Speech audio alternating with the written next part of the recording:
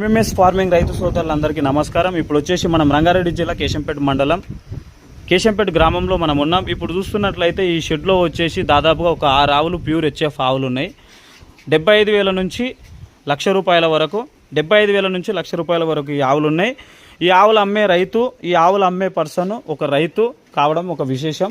ఈ ఆవులు అమ్మాలనుకుంటున్నాడు. ఇప్పుడు చూడొచ్చు, మనం ఈ ఆవును చూడొచ్చు, ప్యూర్ హెచ్ఎఫ్ని చూడొచ్చు. ఇది వచ్చేసి ఒక 5 నెలల సుడి మీద ఉంది.